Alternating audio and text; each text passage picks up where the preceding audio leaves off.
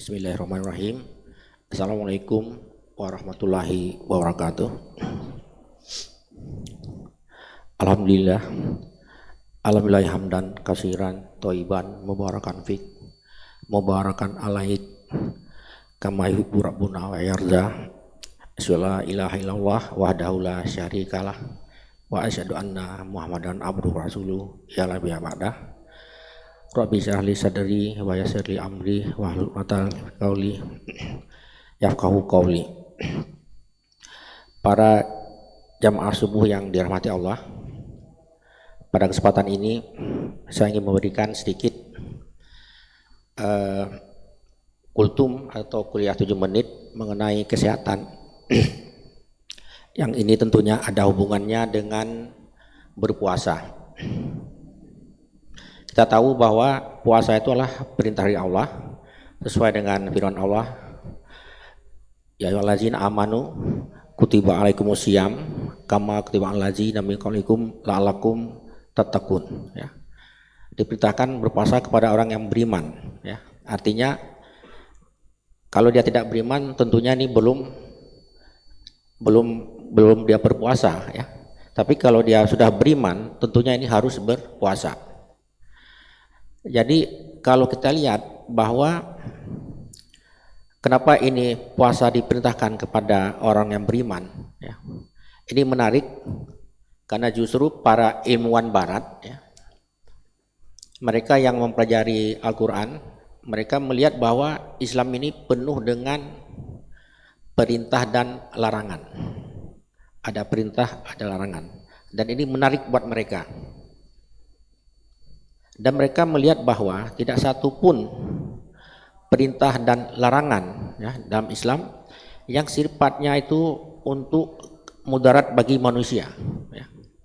Jadi semuanya itu berguna bagi manusia, baik perintah maupun larangan. Misalnya larangan makan babi, ya, tentunya banyak mudarat kalau dia makan babi.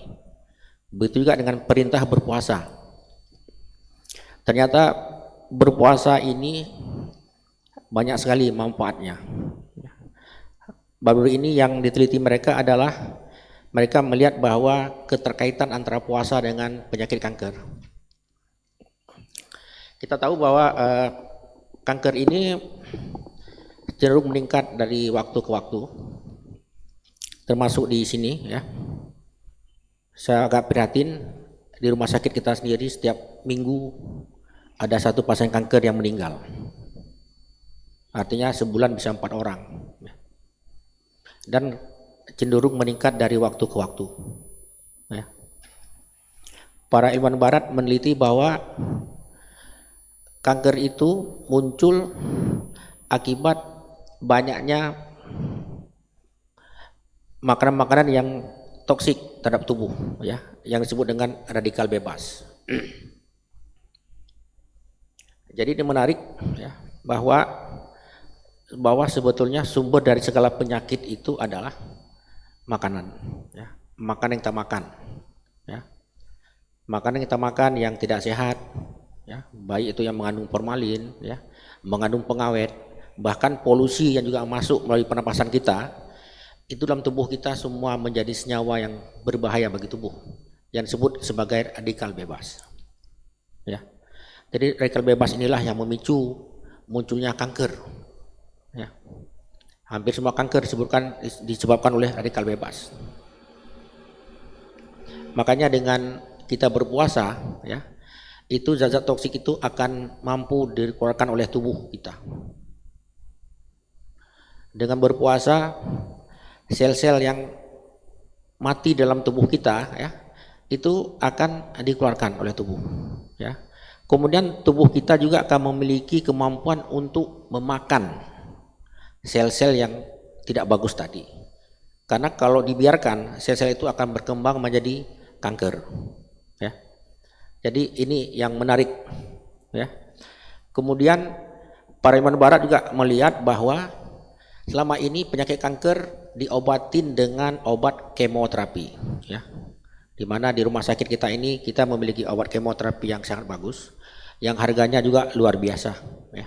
Bayangkan sekali kemo itu membutuhkan dana hampir 30 juta ya.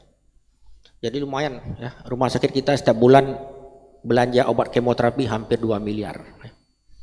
Padahal dengan berpuasa ini kita mampu mencegah dan menghindari penyakit-penyakit kanker ya.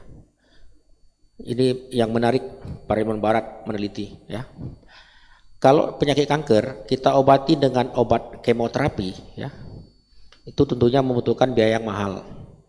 Bagaimana obat kemoterapi bekerja membunuh sel kanker ya. Jadi dengan cara membuat sel kanker itu bunuh diri ya, atau program sel death namanya ya, atau apoptosis ya. Dengan kemoterapi maka sel kanker itu akan mati. Ternyata mekanisme kerja ini mirip juga dengan orang yang berpuasa ya. Dengan berpuasa sel-sel kanker itu akan dimakan oleh tubuh kita yang sehat ya. Mirip juga dengan penelitian yang baru ini dilakukan oleh seorang profesor di Amerika Serikat ya. Dia melihat pengaruh orang mengaji ya terhadap sel-sel kanker ya. Ternyata juga mekanismenya mirip seperti obat-obat kemoterapi ya. Jadi dengan mengaji ya, itu sel-sel kanker itu akan bunuh diri dia, sama seperti diberikan obat kemoterapi atau kanker ya. Menarik karena yang menemukan ini adalah profesor barat ya, yang tentunya dia seorang non muslim. Lalu bagaimana dengan kita? Kita begitu banyak perintah dalam Al-Quran ya, tapi kadang-kadang kita lalai ya, tidak kita lakukan ya. Belum tentu kita mengaji tiap hari, padahal itu salah satu upaya kita untuk mencegah penyakit kanker ya.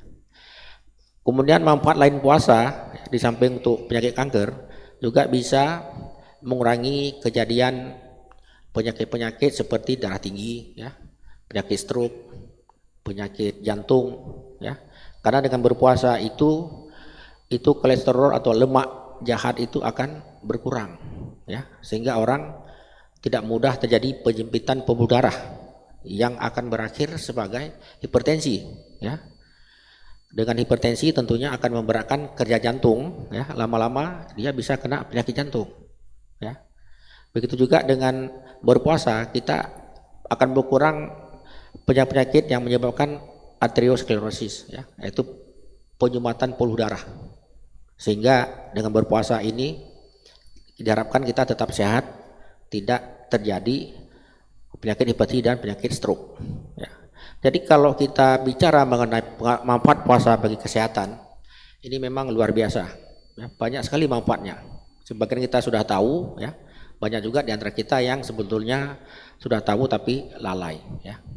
Barangkali ini aja udah 7 menit ya.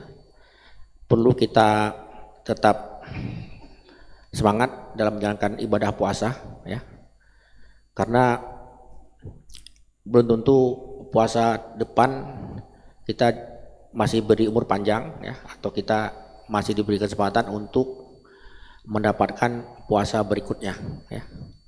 Demikian saja, wabillahi taufiq wal hidayah. Lebih dan kurang saya mohon maaf. Assalamualaikum warahmatullahi wabarakatuh.